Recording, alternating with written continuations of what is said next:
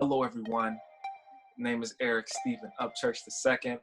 I am the founder of Woke Sessions and Chief Visionary at Opportunity Inc., which is where this online COVID-19 Summit for Resource and Action is taking place.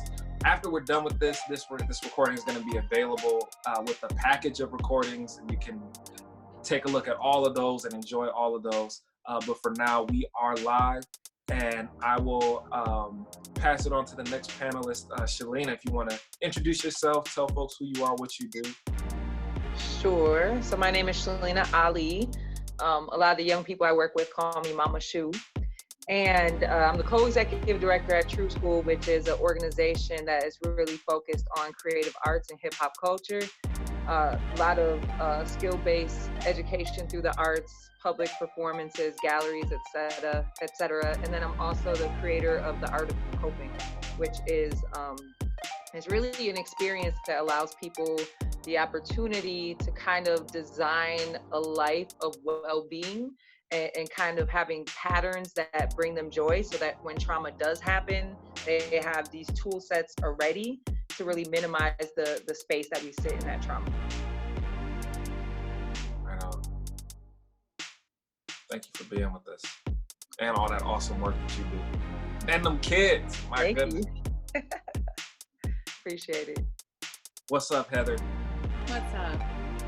I'm Heather Sattler, and I teach at the Alliance School. And it's funny, Shalina, I get called Mama a lot too. I've been teaching in MPS for a really long time, but have been at Alliance for the last 8 years doing the work of restorative practices and circle keeping. And my vision is that young people lead the work of restorative practices around our city, country, and world. And my students are my partners in this work in our city and beyond. And I also work with Sharon Lerman and my students to facilitate trainings. But first and foremost, I'm a mother of 3 children. Y'all met Ilyas, and I have 2 more as well. Wonderful, wonderful. Well, we certainly got a dynamic group here. Let's get into it.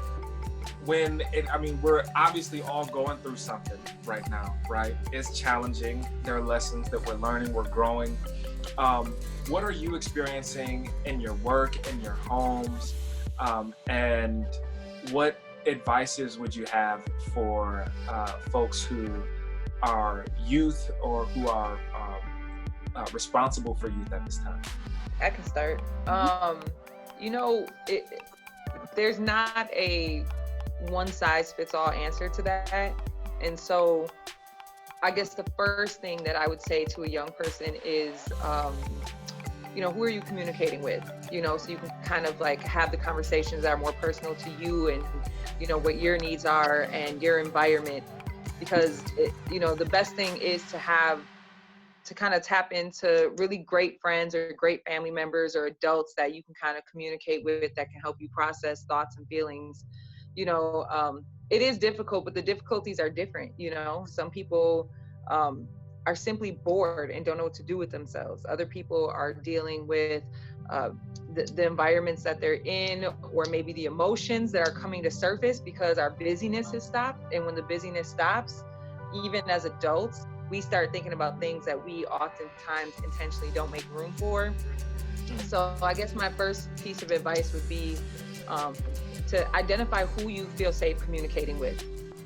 I agree with what you're saying, Shalina, and I think something that's really important for me, this all kicked off very quickly for me because my daughter happened to be in New York for the Story Model United Nations a few weeks ago, and came back, and we learned very quickly how New York has snowballed in terms of the cases and the outbreak. And so I very quickly got into this space of taking action just to make sure that my children were well and that I was learning what I needed to learn so that I could take care of them and take care of my students. And I think my great lesson in all of that was that I immediately jumped into that space of taking action because I needed to.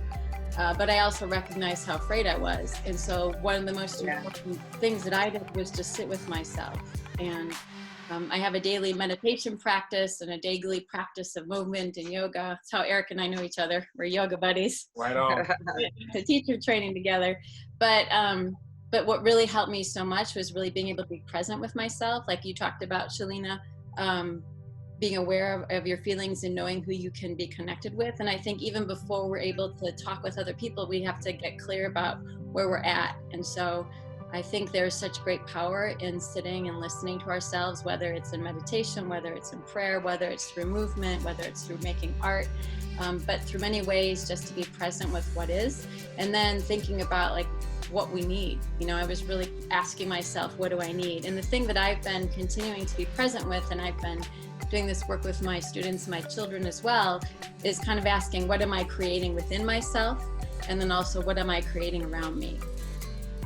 So as I think about practitioners and folks who work with youth and folks who have youth that are middle school and high school aged in the house, do you find that this is a practice that is something for the youth to do for themselves, or something for the caretakers to do, or are you talking about both? Well, I guess when I think about this, whenever I'm working with young people, whatever I ask them to do, I ask myself to do first. You know, that's really important. And so in beginning all of this with my own children, we sat down, we had a family circle and just talked about how we all felt about what was happening and how we imagined our days. And we created a schedule together, which we decided would be very flexible, and we would check in frequently about how it goes. And in the schedule, you know, what I said to my children, what is most important to me is that we find balance. And so finding balance to be still, and that might mean, you know, means things to different people. It might be meditation, might be prayer. My daughter she's an artist, she loves to draw. You know, my son loves to walk, be outside, play soccer, you know, so there's different ways of being still. And then also I asked my children to find some way to move, and then to learn, to read about what they want to read about, and to learn about what they want to learn about, and create something that they can teach others. So I'm just kind of keeping this frame, and that's how we've been organizing our time at home, and also being part of the community at home and working together. Right. Mm-hmm. That's So powerful. I was just gonna say, Shalina, what are you? Yeah. Same We're all page. patient. We vibing. We're patient. We're patient listeners here. You know, I have a teenager, and I have a bunch of teenagers through True School, and I have regular practices of meditation, of stretching. We have conversations about eating healthy, and obviously in an environment like True School and whatnot, creation it's part of the fabric of what we do. Right. Now, the thing that is so interesting to me is, and that's kind of where that art of coping comes in, because these tools have been that they've been in their hands for a long time, but sometimes as young people, especially with the distraction of the media, of all these different ways that the story around this virus and the impact and, you know, these different things are coming at them, it's hard sometimes to get still. And so I think that it's twofold. Like, if you are able to sit back and do that on your own, that's fantastic. But if you can't off top, then that's the point where I think it's helpful to have somebody that you can talk to that can remind you to get still. And I love the idea of all those different things, because what's interesting to me is, so I have a whole schedule here. You know, there's extra, I mean, my daughter and my nieces are doing Zumba in the next room right now. But, you know, so there's reading time, there's meditation time. We're even putting in our own separate time into the day too as well. And that separate time, folks get to choose what they want to do. But I've even had friends, like adult friends, who have the same toolbox as me, and they're calling me and they're like, I don't know what to do with myself. I can't even, like, my emotions are so all over the place. I can't even get myself to do all the things that I know I can do. And so my advice to even my adult friends, and I would say that this would even work for young people, is make a list of all the things that you know you should do. And maybe right now, while your emotions are kind of just kind of going through the whirlwind and the roller coaster of what's happening, just do 15 minutes of each of those things. If you're an artist and you know you should paint, you can't bring yourself to complete a painting, but what you can do is bring yourself to pull out your tools and put the timer on your phone and just do 15 minutes and then see where it will go from there. Just do a 5-minute meditation and let it grow from there. Just read for 15 minutes and let it go from there. If it's meal prep, you know, whatever it is, if you find yourself unable to do the things that you understand would be good for you, but emotionally you're just not settled enough to do it, then I think that's where that communication piece comes in, and I think is really important, because a lot of times you can get those nerves out when you're communicating with other people.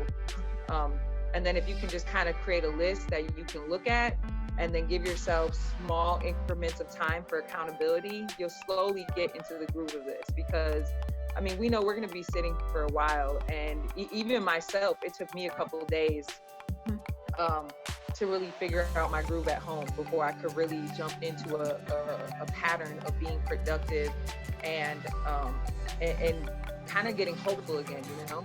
Mm-hmm. I feel that, Shelina, so much. I really do. It took me, and we're still getting into it. You know what I mean? And it's like, Right. there's no linear process through this. None of us, all the Right. 7.7 billion people in the world who are being affected by this at this moment, we don't have any, Yes. we have something in our ancestral memory around times like this, but you know, none of us have a blueprint for this. And so I think there's something about grace, kindness, humor, being loving and patient with ourselves, you know, and kind of that back and forth. And, you know, I found it so helpful to talk to my people, like Zoom for everything. I've been connecting, you know, family charades with my parents and my sister, you know, connecting with my students. I'll talk more about that later, but just using this as a way to connect with people, because it's so important for my spirit to be able to talk to my sisters, especially during this time. So I really feel what you're saying, Shelina. It's so important. And something that I hear both of you saying in different ways is just this need for connection, which Dr. Richie Davidson out of the Center for Investigating Healthy Minds from UW-Madison talks about well-being and connection being a critical part of we know, like you need to have people, right? You got to be connected to people in some kind of way. Yeah. Unless you on some Tom Hanks Castaway type stuff. Super side note. See how that turned out. Right. Right. I saw that somebody he's in self-quarantine, and I saw somebody gave him a little Wilson ball with the little, oh my God, with the face. It was funny. But well-being, there's connection, there's awareness. There's 4 elements that I got from Dr. Richie Davidson: is connection, awareness, introspection, and then there's purpose. And the connection piece, the connection piece is something that is, hey, say hey, son. Hey. It's my 3-year-old. We all got kids at home. And there he goes. But connection, being connected with people as a reflection of yourself, just to be able to enhance the human experience. But then there's awareness of just being in the present moment. And introspection is more like just knowing that what you're thinking and experiencing is not who you are. It's something that you are experiencing and something that you are thinking. In the same sense that you would smell something, if I identified myself with everything that I smelled, I'd have a really hard time in the locker room. You know what I mean? I have some identity crisis. You know, so our thoughts are like smells to our mind. They're just things that happen in our head. These are experiences. And I think it's important for us to be able to differentiate with that, but then also to have something that we are striving for, even if it's just, like you said, Shelina, just creating a list and having that intention. And that's what I'm hearing come out the most, is you might not be checking all the boxes, you might not be doing everything that you want to do, but if the intention is there and you're getting just a little bit closer, that's doing something. And I think great power in asking questions too. This is something my students and I talk about. Sometimes I have a question and of course I don't know the answer, and I ask it and I just kind of listen throughout the day, in my dreams, all of that, and an answer comes. Sometimes I don't even know what the question is. And so sometimes it's helpful to say, what question can I ask right now to open up the space? And sometimes by virtue of that intention, it's amazing what's possible from that. Yeah. I have a question about your work, Shelina. When it comes to youth, I know you talk about Art of Coping, and y'all do some amazing stuff at True School. Heather's a fan, I'm a fan. Everybody I know who knows about it is a fan. So can you share some of the work that you all do, and how some of that might be beneficial, even if it's just the fundamentals of what it is that you do and how that might apply to what we're going through right now? Yeah. Totally putting you on the spot, but I mean. Right. Well, first of all, thank you for the compliment and the acknowledgement. I got a hell of a team, and actually the True School team, the teaching artists, the staff, we've been staying in touch and strong communication as well.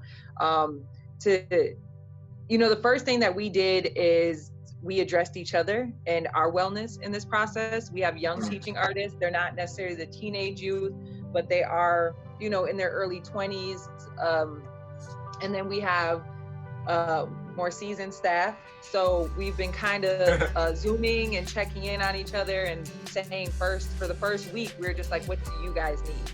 And answering their questions around the business, because we also have an entire business that, that's the way that we serve the young people in the community. And so we wanted to make sure that we were able to make sure that they had their answers and that they personally were good. And, just asking the questions like, are you guys in a safe place? Do you have food to eat?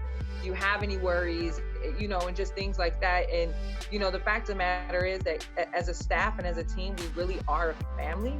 And that is the foundation for the way that we then get to step forward and engage our young people. So what we have been doing in response to this particular situation is we have been taking turns and talking about what areas of strength that each one of us have when it comes to engaging young people, and making sure that it's paired with the art itself. So the staff are in the process of writing small blogs and making short videos that will, so we're going to kind of transfer the interaction to YouTube in the next week. And we're going to engage our young people in that way, because we can't really Zoom all of them.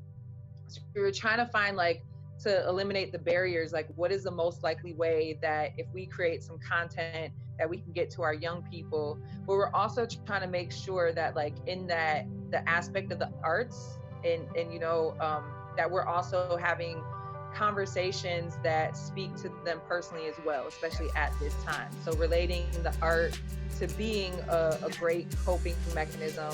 And like Heather mentioned before, being a creator is really important for the spirit. We were created to create. And so there's something very fulfilling about the process of creation, whether it's, writing a poem, a short story, creating visual art, creating music. How we know that you were here is because you left something that you created behind, So it's really our footprint. It's our most important footprint on this earth is what we create. And so just making sure that we're having great conversations along with the creation of the art. And so the whole team's working on it, and they're all kind of doing their thing individually, which we see as a really great challenge for us to grow as educators, as artivists, as folks who really are convening as a family when it comes to True School. What I will say though is in the entire process of what we do, so it's, it's the skill-based arts, we have a music production teacher, we have a break dance teacher, or a breaking instructor. And what we do want to make sure at all times is that whatever art that they're creating, that they understand that it's an opportunity to be a tool for processing either their thoughts or experiences, or a tool to empower and educate other folks as well. So it's not as simple as just creating art, but it's understanding the power that their art holds after it's done, after it's out of their brain, out of their thoughts, out of their spirit. Like that thing still carries on the energy that they put into what they created. Does that answer? Wow, the question?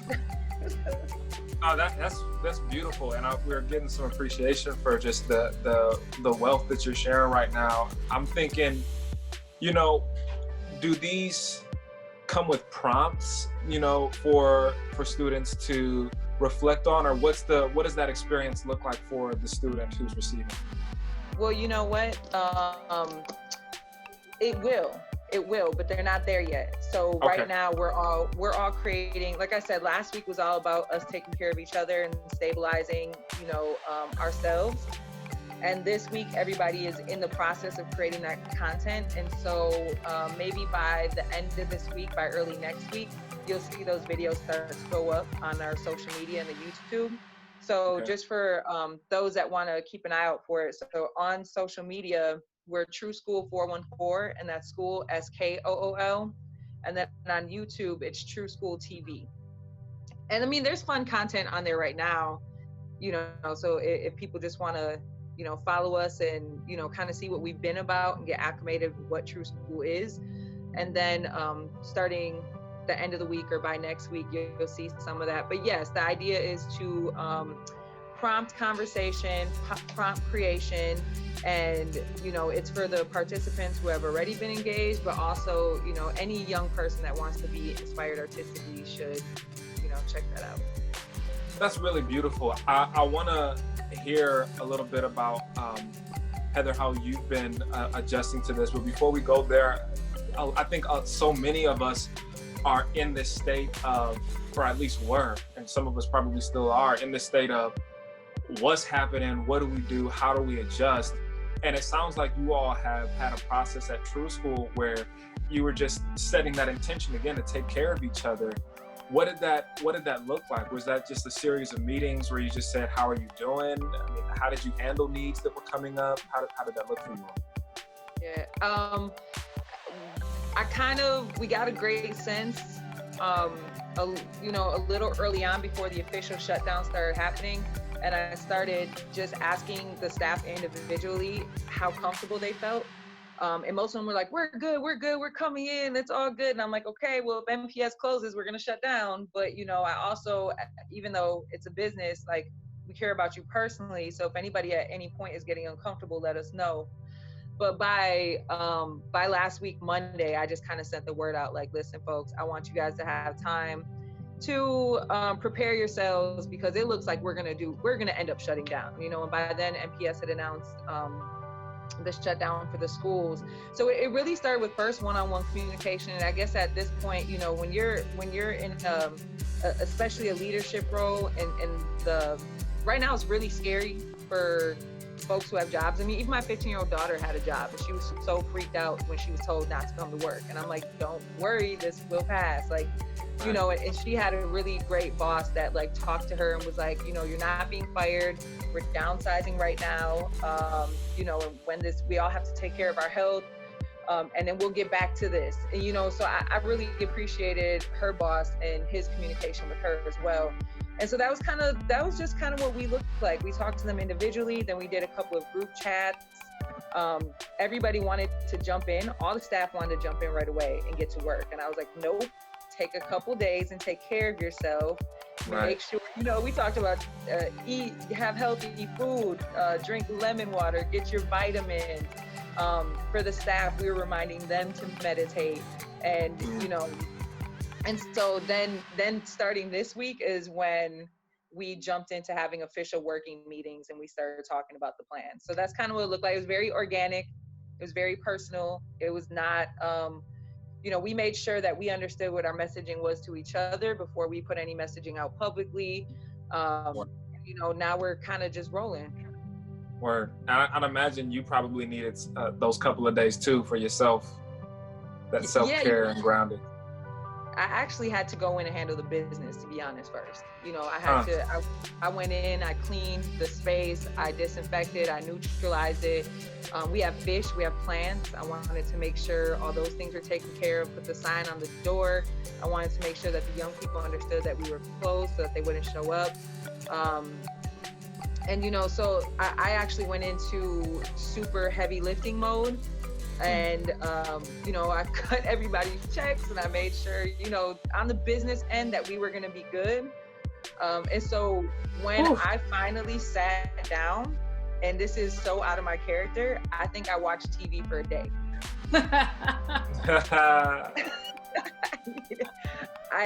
Yeah. So when I said I needed a couple days, there was just one day where I was like, all right, I have to shut down. So yeah. Day 1, take care of business. Day 2, TV. More business. More business, and then TV. Oh man, it was like Monday, Tuesday, Wednesday, Thursday, sit down. Friday, have birthday in Amen. quarantine. Right. So, and then, you know, then it was take care of home and all that other good stuff. Right. I'm really appreciating this. Heather, you've had similar challenges, but different. I mean, you were in the mix of the schools and, you know, had to make some adjustments and restorative practices, the nature's gathering. Just, can you talk a little bit about what were your challenges in making these transitions, and how does it look for you? Well, you know, it's really funny. I see a reflection of myself and my process in you in many ways, Shalina. I think, you know, my son woke up with a sore throat a week ago, Friday, and said, Mom, I think I have strep. One of the kids had strep.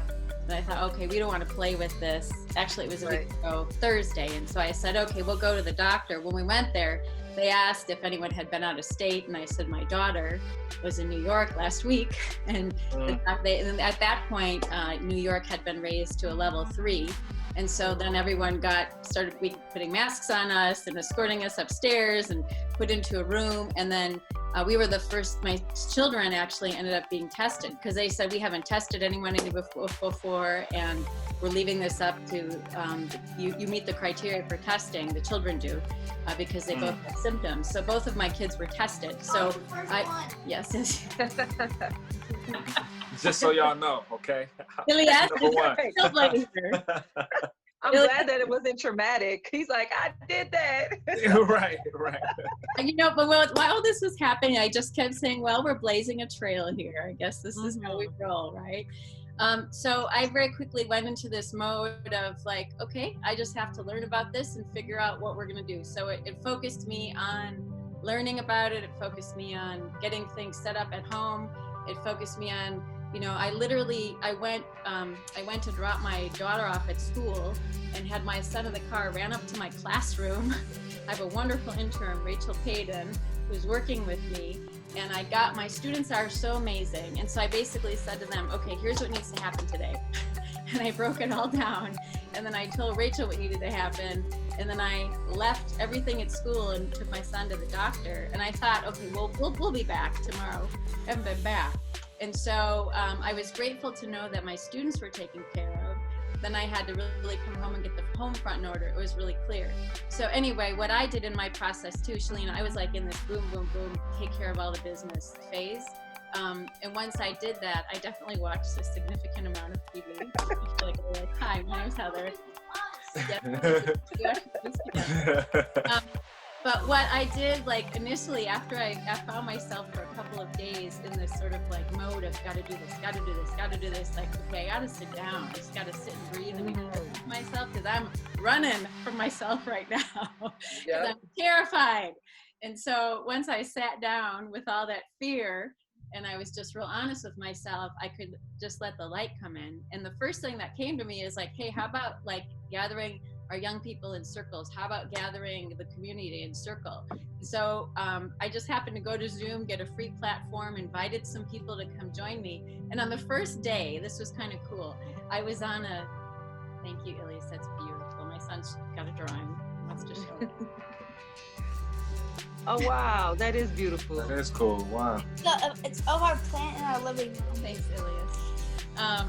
And so anyway, so what I ended up doing is I had a circle with a handful of people from the community via Zoom. And one woman messaged me and she said, hey, Heather, if you want to keep doing this, I'll buy you the professional Zoom platform. Because I was like at 40 minutes. I'm like, okay, y'all, we're going to time out. I'm going to send the link to y'all. Come on back. And so I said, oh, wow, thank you. And she said, and Heather, I'll just buy it for you and your whole team. So at Alliance, basically, the work that we do, young people are the restorative practices practitioners. So as juniors, they learn the work, they learn about the origin of their work, they learn how to work within themselves, how to facilitate circles in our classroom, and then eventually become responsible for facilitating a quarterly school-wide circle for the school population. They learn how to facilitate repair harm circles, healing circles.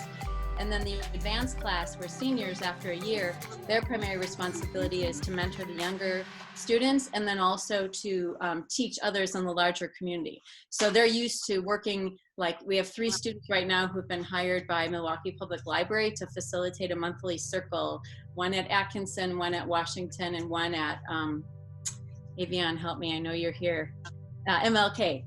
And so they're being paid to facilitate a monthly circle for the community. Then they are also, Avian's raising his hand. Did you want to say something, Avian? Yeah, I'm gonna bring him on here. There he is.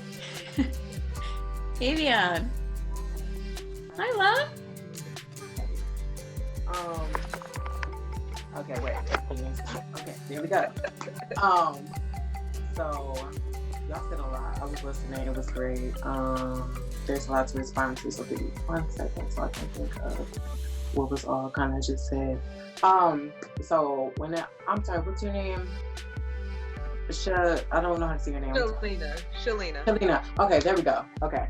So between what you and Heather and Eric said, I really appreciate, because I feel like as young people, we're never taught like the different stages of grieving or even the different parts of yourself that are going to be hard to work with.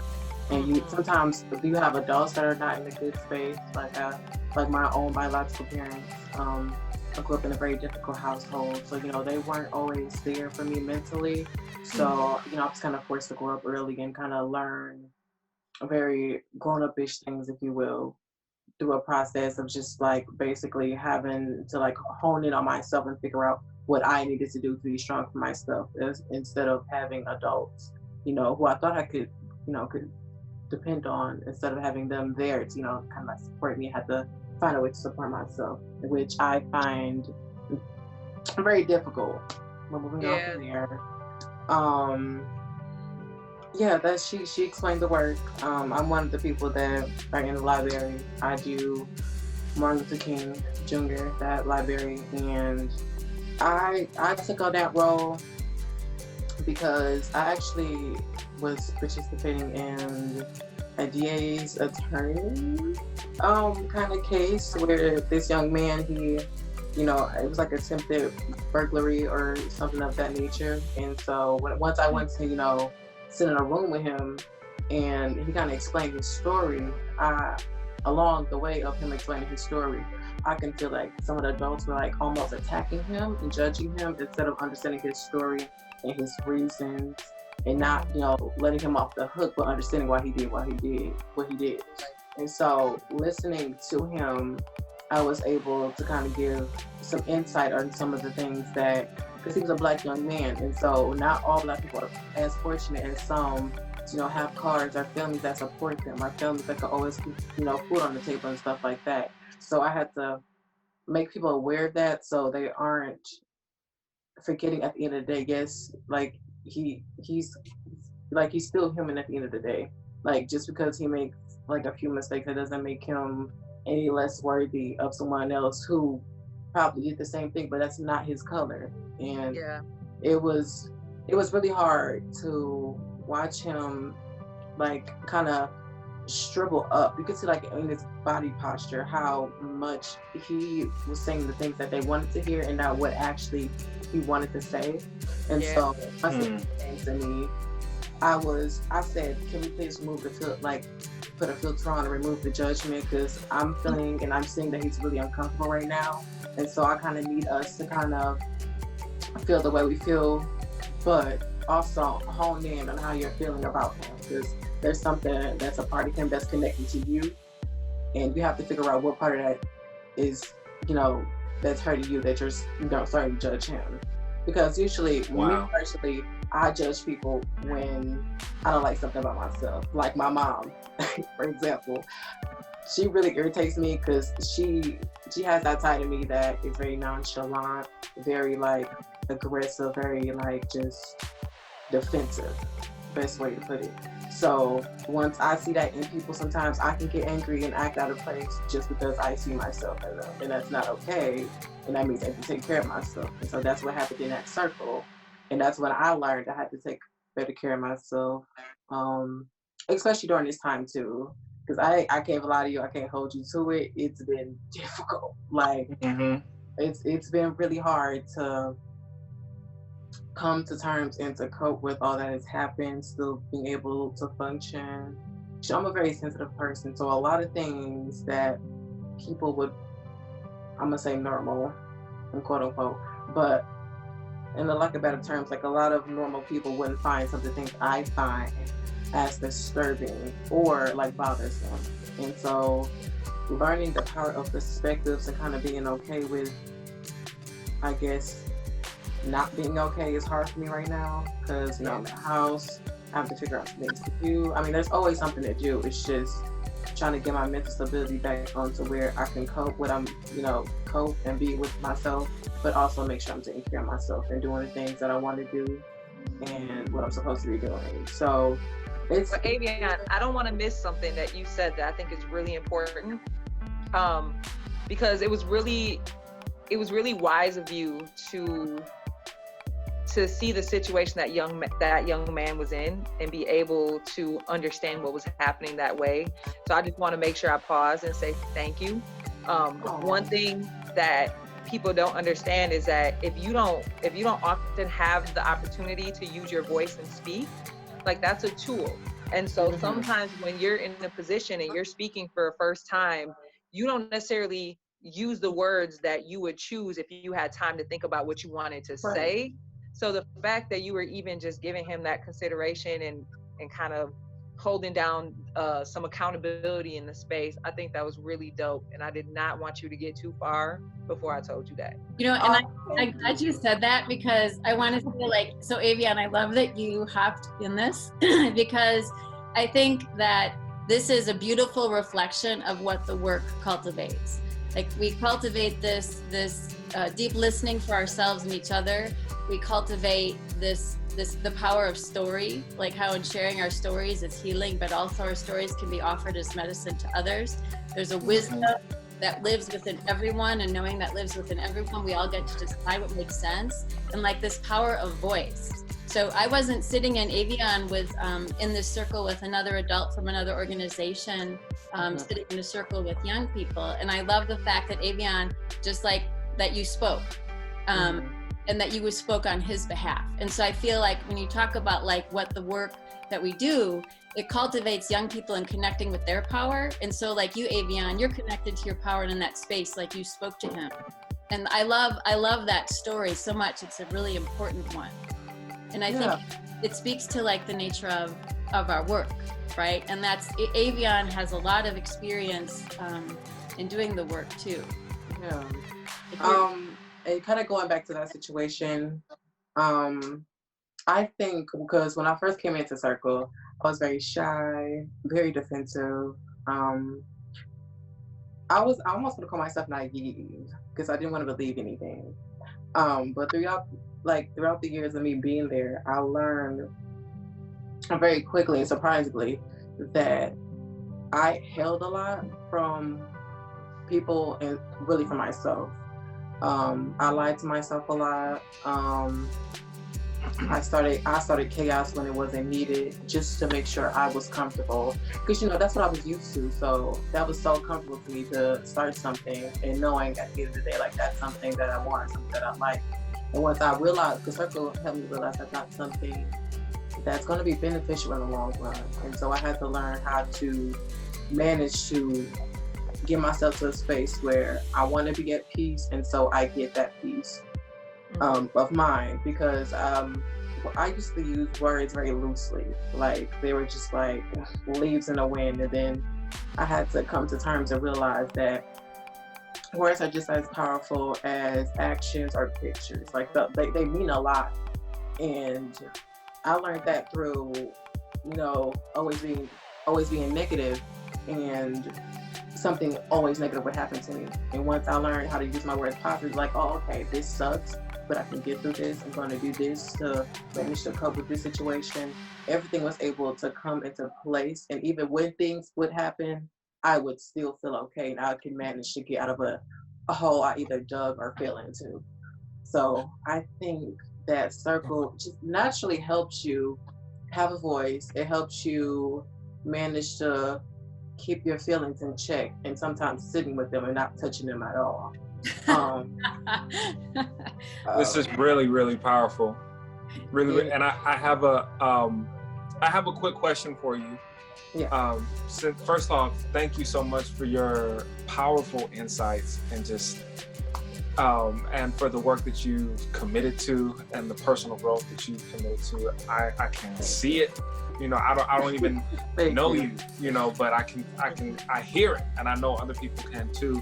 And I'm just wondering, as someone who identifies as coming from quote unquote chaos and being used to that, I can imagine that there are so many youth and adults really who are experiencing that now, and even more so now. We know that domestic violence is on the rise at a time like this.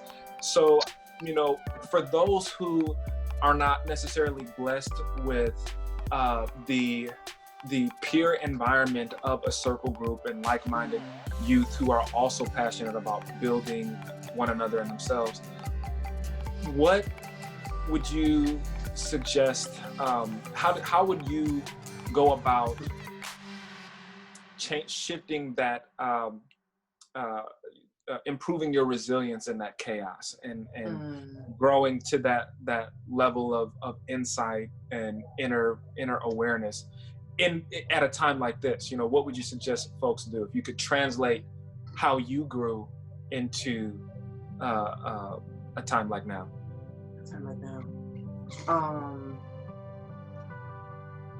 I'm going to say, it might be long, sorry, but so what I'm going to start off with is, for my chaotic situation, I was fortunate enough to get out of it through a higher power. I do believe in God and things of that nature. So I was fortunately blessed to be taken out of my home by a foster care system that I never thought would happen. So that's my story. And that's how I got out of my chaotic situation. For people who aren't, you know, so fortunate and kind of have to be in their situation, you know, until they're able to move out or whatever the case may be, I think the best thing to do is, I'm gonna kind of split up to different areas. So I'm gonna just like start with domestic violence, like physical violence. That's what my mother went through, and so if any man or a woman is going through that, I can only suggest to really figure out what's keeping you staying or what's lacking from your childhood that could potentially come into the fact that you're allowing someone to abuse you or mistreat you. And I know that's such a big thing for me. Like I said, because my childhood wasn't the greatest. So sometimes I'll let that kind of seep through and kind of let that run and dictate who I allow in, who I allow to mistreat me. Whatever I allow is usually because of a past experience. And so when you're able to kind of figure out what you're allowing and why you're allowing it, I think you'd be able to kind of cut a line. And if you aren't able to cut a line in this time, kind of set a boundary to what needs to be there. So you and that person can be cordial. You don't have to agree with each other, but be cordial enough to be in the same facility, house, wherever you are, to not cause any disturbance to each other. I think we're all hurt right now, and so I feel like people are gonna act out of turn just because it's so natural for us to, when we're hurt, and if you're not in tune with yourself, you're gonna hurt other people because that's just a natural reaction. Like, you feel hurt, so why not hurt somebody else? And I feel like when it comes to physical, verbal, all those things, I feel like it's always a good reason why things like that happen to you, whether it be early on in your life, whether it be now, whether it be a few months ago. I always like to think things have a good reason why they happen. And I feel like once you pay attention to why they keep happening or why they keep reoccurring, you're able to stop it and kind of like navigate a lesson from it and kind of take that back with you. So you're not allowing it or continuing it if you know it's not something that you want. And a lot of times some people do like it. So that's why they stay, unfortunately. So I hear you talking about a lot of introspection and not necessarily trying to control other people, but it sounds like you are paying attention to your role in the unpleasant situations that you're experiencing with other people, and really getting curious about where that's coming from for you.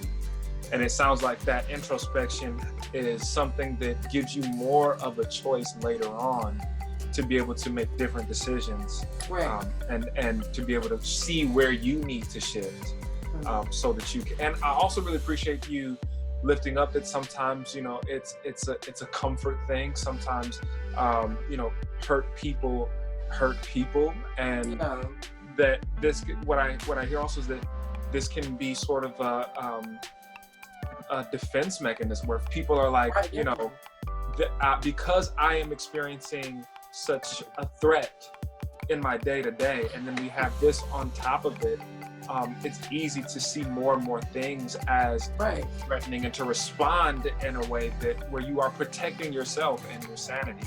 And it sounds like you're offering a way that you have protected yourself that hasn't led to more chaos. Yeah, because I feel like my generation right now, I think they're not responding effectively. I feel like we're just so scared that we're not really listening to ourselves or paying attention or staying woke to some of the things that are maybe not mentioned in the news. And that's for adults too, because I mean, with all that's going on, we don't really have a dedicated source on what is going on or who is saying what or how to proceed through it. They're giving us information that could be true and could be not true. So I feel like my generation, even adults, has to keep doing research. I mean, being in tune with yourself, making sure that you're able to communicate with whoever you trust, and being able to make sure you're okay at the end of the day. Because I feel like if this is going to be happening for a while, the last thing any of us in the world need to do is start being bitter towards each other or trying to make it bigger than it is. You know, I wanted to add something because I think this is really it's kind of something I've been thinking about. I've been aware of a lot of the different conversations. I've been in conversations with people who are teachers from all over the nation with many different expectations. I'm in conversations with a lot of young people who are parents, people who are feeling really afraid about what's going on, people who are struggling because there's not access to resources, you know, and then I'm in conversation with a lot of people who have deep spiritual practices and really see this from a very spiritual perspective. And so it's been really interesting to me to pay attention to all of that. And I think one of the things I think about during this time is, you know, that going back to the idea of what am I creating within myself and around me. And when I was listening to just, I really feel compelled to connect with people in a virtual circle space.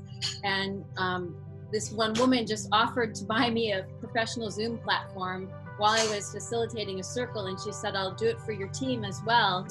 And I said, absolutely. And then I connected with, I have a work partner, Sharon Lerman, and then two of my former students, Dorian and Antonio. They work with us and doing the work in the city. And they've been facilitating circles with a couple of different judges, both in adult court and the juvenile court system, to create a space for people to experience the power of the circle process and really look at using that work in lieu of people being punished, facing punitive measures, but instead looking at more healing, looking at more reconciliation and moving through. So anyway, I asked if one of the students could have a computer, and this woman bought a computer for our team.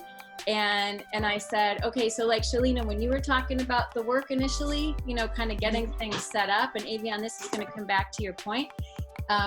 Last week was all about like making a huge chat with all my students. It was about getting our team tooled up, learning how to use this, holding a couple of virtual circles. But what I've decided to do with my students this week, and as we get connected, and Avian, I'm super excited you're here, is the work of school-wide circles, which the intro class is responsible for. They create a circle.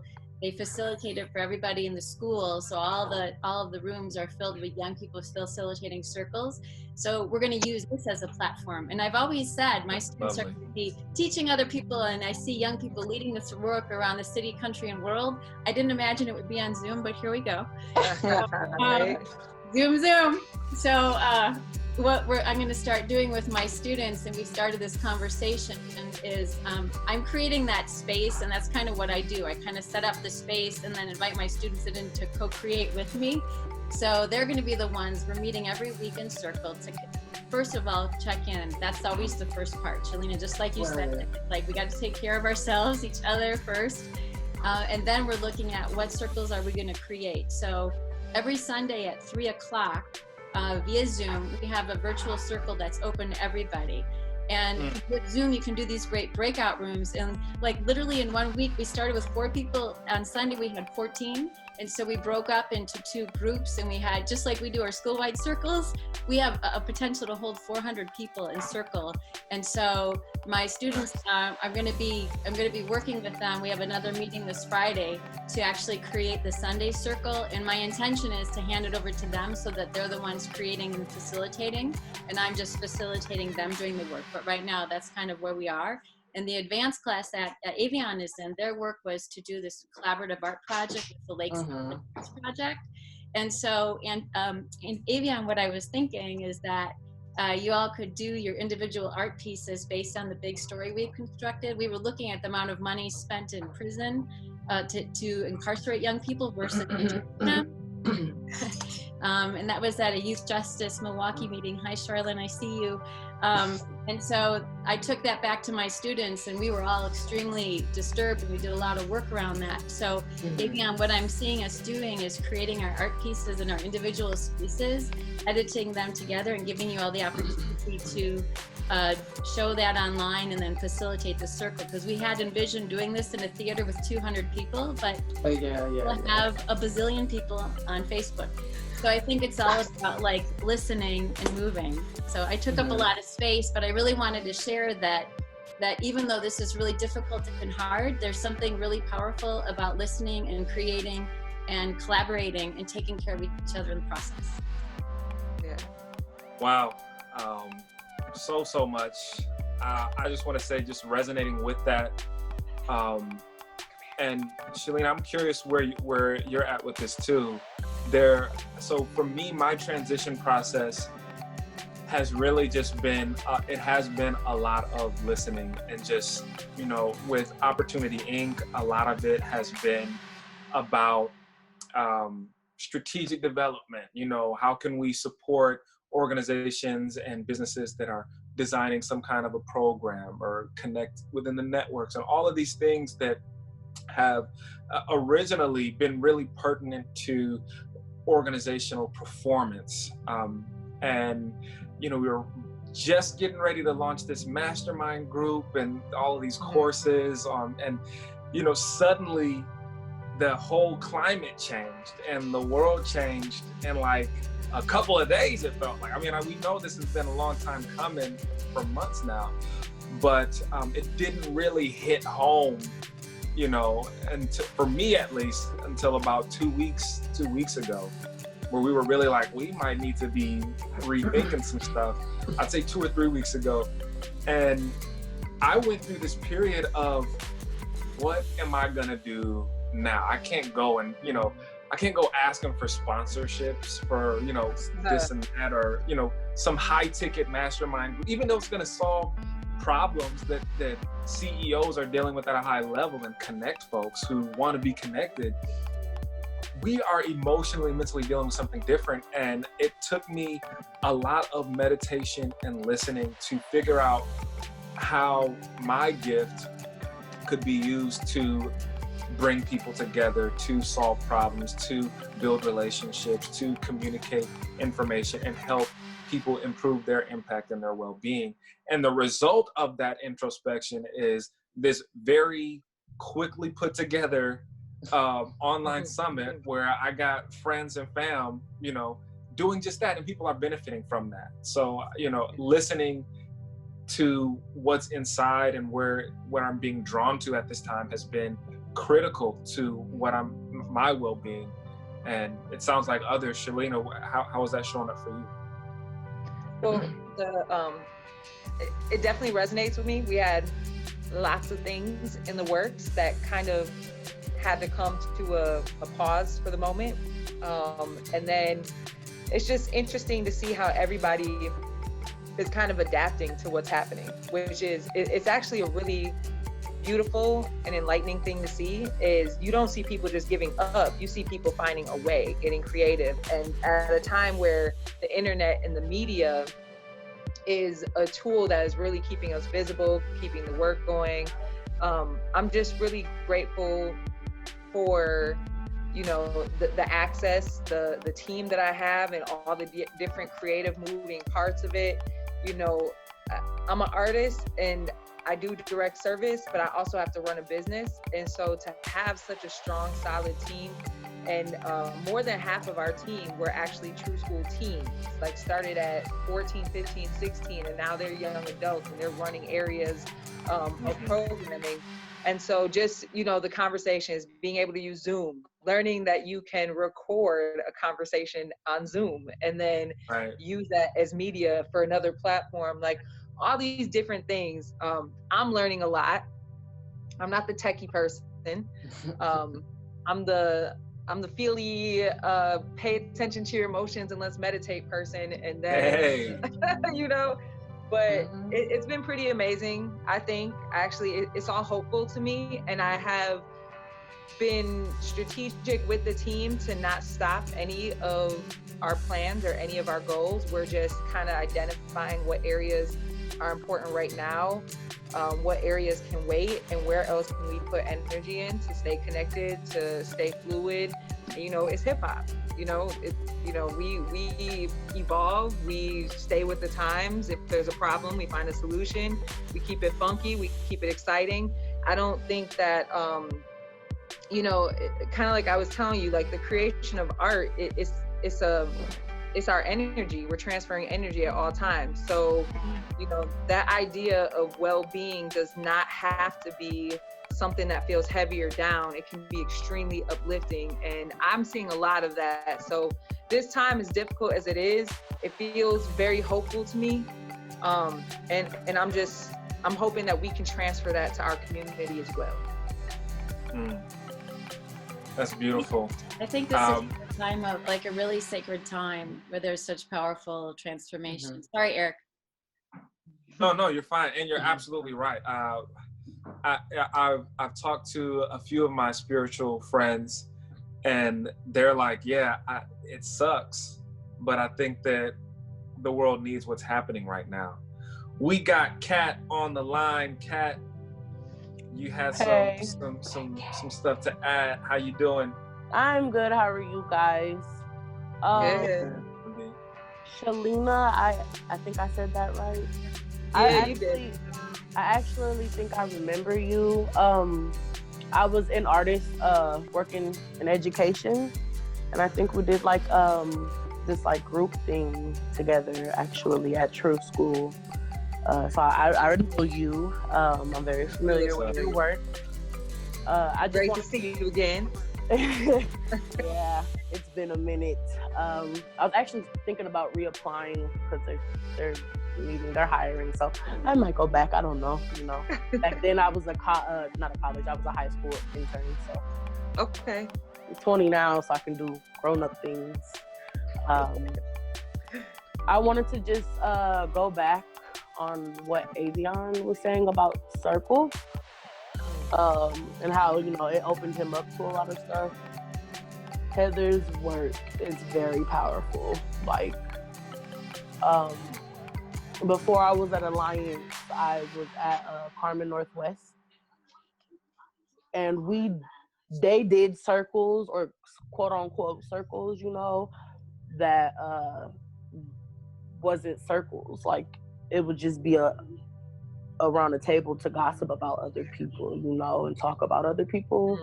Even they would talk about you right in your face,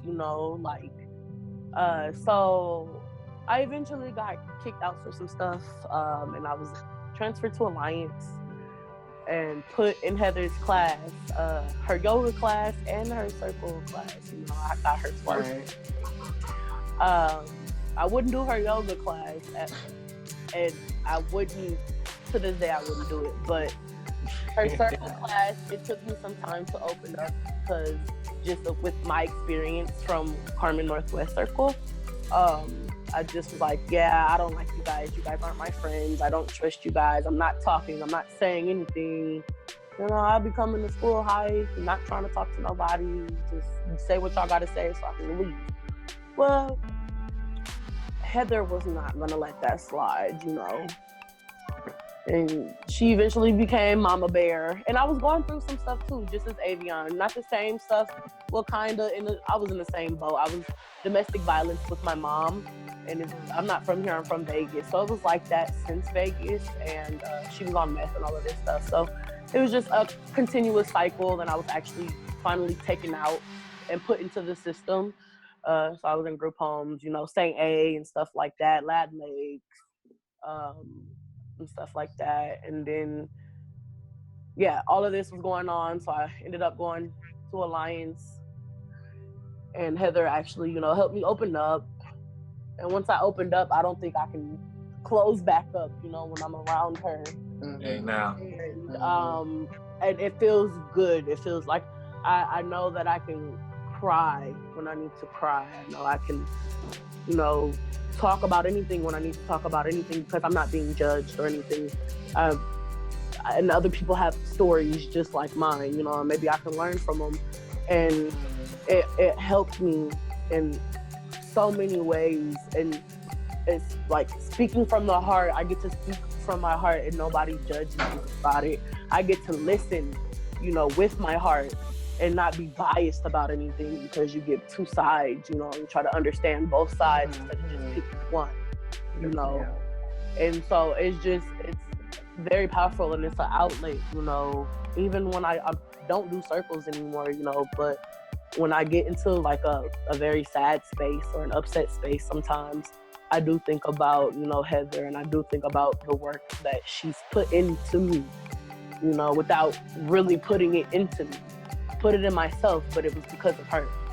She showed it. She showed it to me. So Kat, if you don't mind me asking a quick question about this. Yeah. And I hate to interrupt, but I want to make sure that the folks who are tuning in live and who are eventually going to see this, what you're pouring out right now, that they pick that up. And I'm just wondering, what was it that helped you become so grounded? And is there a version of that can help students who and youth who are, at home now? What would you suggest that they do, how to get to find that grounded place? Well, I would say do yoga if y'all like doing all that flexible stuff. I myself, if you like some of that. Yeah, I myself though, I have my boyfriend bought for my anniversary, our anniversary present, a book that I always wanted when it came out. It's called Burn After Writing. I don't know if you guys are familiar with it, but it's a book. Is my book over there? Or on the table? Maybe he's gonna go grab it, but I'm gonna tell you. It's just a book that helps you understand more about yourself, get into yourself, more. Or also you can hold circles within your house. Circle is just not for school. It's just not for a library. It's for your whole community. So with that being said, find something that's close to your heart. Use that as a talking piece. Ground those rules. Speak from the heart. Listen from the heart. Don't talk while others have the peace. It's very gotta hold the peace. And ask questions that you can answer yourself. Because if you can't answer them yourself, then what's the point of asking the question? You feel me? And no yes or no questions either. If we're really getting into circles, no yes or no questions. It has to be a question you can tell a story with. We don't do that yes or no stuff around here. You know, you got to tell the complete stuff. Oh, no, I see that. But yeah, the Burn After Writing book is just a book, and it has a lot of questions like, you know, if you could be anywhere in the world, where would you be? Or if you, like, they got some dark questions in there. I'm not gonna lie. I'll be thinking like, dang, why do I gotta think about this? You know, but if we're really getting down to the T, you know, I'm gonna choose this person. You know, it'd be like, you had to get rid of one of your family members. Which one would you give? It's stuff like that, you know. It's just stuff like that. It is not all dark stuff though. It's like concerts that you've been, or I say this word, what's the first word that you think of, write it down, you know, type stuff. And it gives you a choice to, once you fill it out, you can burn it all afterwards. And I'm choosing to burn mine because I feel like once I finish that book and I burn it, I'll be free of whatever darkness stuff I was holding on to.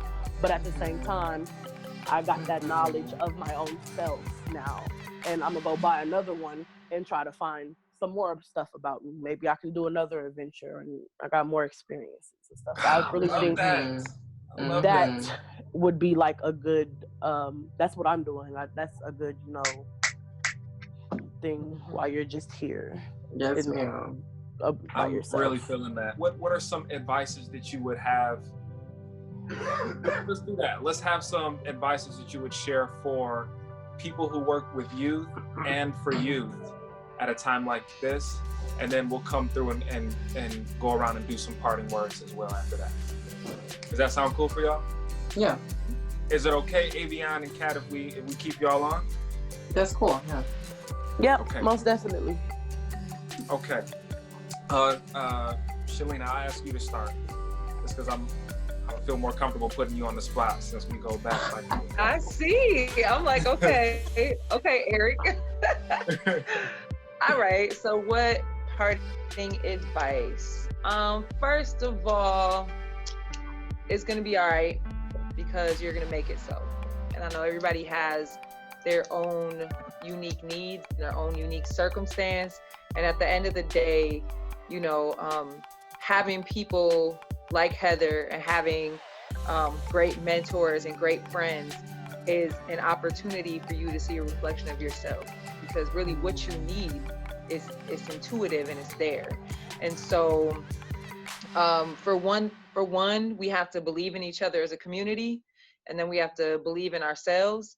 And then the other thing is that list. If I want to be specific and give some real advice, make a list. What are the things that you have not really had the time to be able to do? Is it creating art? Is it learning something new? Is it a book? And then I really, really appreciated when Avion said, do your research, because we are all about that. Learn something new, research the things that you don't understand. Fear usually comes from what we don't know, what we don't understand. So in that process, I'm just encouraging folks to be engaging, to create, to be hopeful, take a breath, and just know that it will be all right, and you will be the one that makes it so. This too shall pass. I feel that. Whew. Heather, are you there? You still with us? I'm here. Selena, I feel like you are my other me. I feel like what Selena said. I have to ask this, Heather. Andrew Reed? Do you know Andrew Reed? Yes. He's one of my former students. I was trying to wrap my head around. I'm like, why does Heather and Alliance? Andrew Reed used to say that to me. He was one of my students as well. And he would be like, because with Art of Coping, he did a lot of meditation. We do circles. We do, a lot of very similar practices, I understand, through Andrew Reed. So I thought that was fun. It dawned on me while your students were talking. I was like, oh my gosh, we had Andrew. That's right. We did. And and he was always talking about connecting us. So look at that. We love there you, Andrew. Yeah, he would always tell me that you and I should talk. So I think we should probably talk after this. Well, I think this is a process, right? Just like life is a process. And so I guess if I'm thinking about offering words of wisdom, I guess I say to all of you what I say to myself, and that is, what am I meant to learn from all of this? And how will I, well, from whatever I've learned from all of this, how will I share that with the world? And that could be a simple shift in how I move on a daily basis. It could be how I be at home with my children. It could be about something that I create. But I think it's a really powerful time to be really present with everything that's really difficult.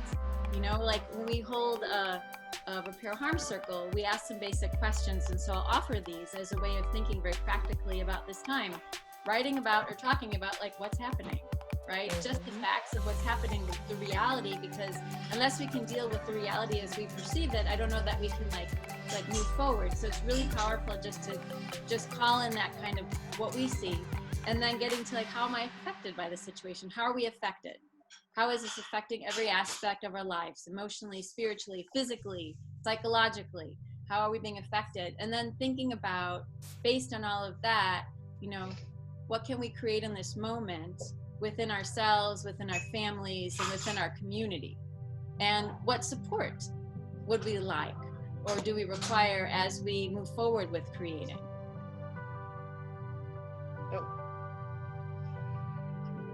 And now to the real geniuses. You know, Amen. I tried to save the best for last, but you know, I just I wanted heard to, that. y'all been dropping them nuggets, and I just want to scoop them all up. So, Avion, Kat, if you're still with us, you know, what do you got? Advices for Yeah, I'm gonna let you go caretakers, first. and advice for caretakers and for youth during this time.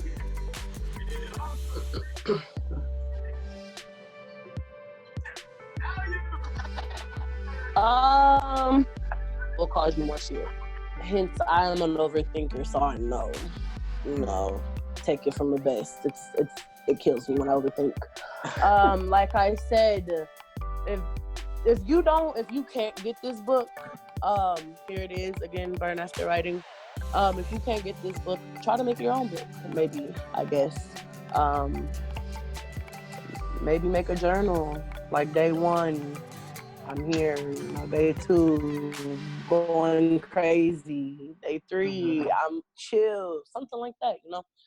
Again, I'm gonna resort to yoga because apparently it helps people in their mind and stuff. I'm not with, you know. And then sleep, I guess. Sleep is like your best friend. It's been my best friend because I work all the time, and with me not being able to work right now, I've just been getting my Z's in, I guess, and spending time with family. I'm in quarantine with my boyfriend and my brother, but I call on my aunt and my sisters and check on them and make sure they're okay. Even though I know they are, because they don't go nowhere, but still, you know, I just want to have that, you know, assurance that they're okay and that they don't need anything. But yeah, go ahead, Avion. Okay. Let me try to think. So I have 2 quotes. Instead of using words, I'm gonna use quotes. So the first quote is, please don't fear failure, but please be terrified of regret. That's the first one. The second one is, the struggle of life is to find your purpose. The purpose of your life is to give that gift away. My second one. I think once you find a purpose in life, it will literally get you through anything. I know right now, for me, I found a gift that's singing. So with that, I'm enhancing it all the way since I'm at home. Whatever gifts you have, you know, enhance it. I'll be writing journals back to back, burning them up. Like I have a series of things, which I love you, Kat, for saying that. And you guys have really inspired me to kind of tap into my emotions, because I've been really ignoring them. So thank y'all too. This is very beneficial for me to really realize the things I've been lacking in myself. So I really appreciate that. But yeah, that's it. Wow. Well, thank you all for being a part of this, just for sharing your energy and your life and your resources. How do we stay in contact with True School, Shalina, with you, Heather? How do we get in tune with True School, with Restorative Circles? How do we learn more about what it is that you're doing? So for True School, the website is trueschool.org. Again, school is SKOOL. And then our media is True School 414. Our YouTube channel is True School TV. And I know we're talking to the young people and to those who are in service, but then it's also makes sense to say for those with the resources, it is important to support us at this time. And the arts organizations, the healers, the people who have committed their lives to the social enterprise and the well-being of the greater good in the community, we're in need of resources. So for those of you out there who are in a position to donate, feel free to go to the website, click that good donate button, or you can just email me directly. And really the email is for just anybody, but my email is Shalina, SHALINA @trueschool.org.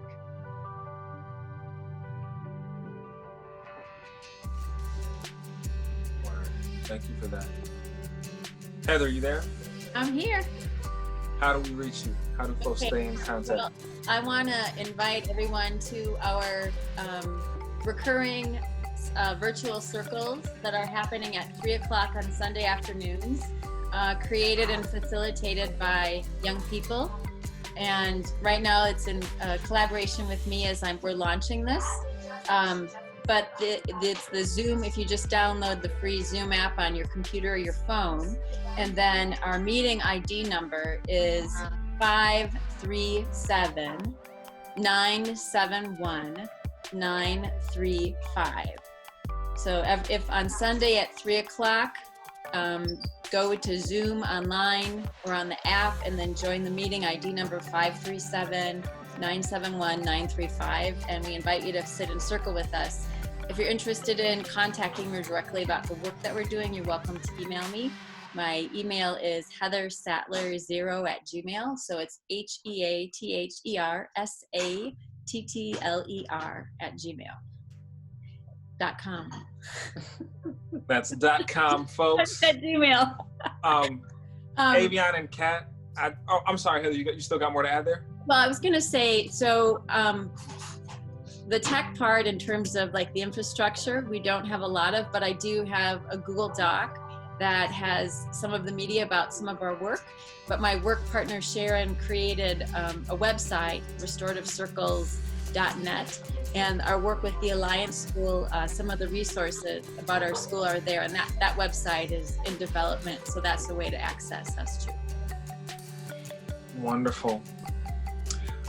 Folks who are tuning in live on social media, on the Zoom, and who are seeing this after the fact, this is just people who care, people who are going through the process of self-discovery, serving youth, being youth, doing what we can to make the best out of a tough situation. And as we prepare this lemonade, I hope that it tastes good to you. And if it does, please share with someone who you think is going to benefit. Our goal is to help others improve their impact and their well-being, and give whatever resources we can to make this just a little bit lighter on us all. So thank you for being a part of this. Thank you all for the messages, the panelists, the participants, the youth. I can't appreciate you enough. This is going to be recorded, and it's going to be in a package offering, so folks will be able to access all of the sessions shortly after we're done here. And I'm beyond words. Thank you so much. With that, this is a Woke session, part of the online COVID Summit for Resource and Action. And please stay woke, y'all. Stay encouraged, and let's continue to thrive. Y'all take care. Have a Thank you, Eric. Thank you, Eric. Love you. Bye-bye. Love you. Peace. Bye.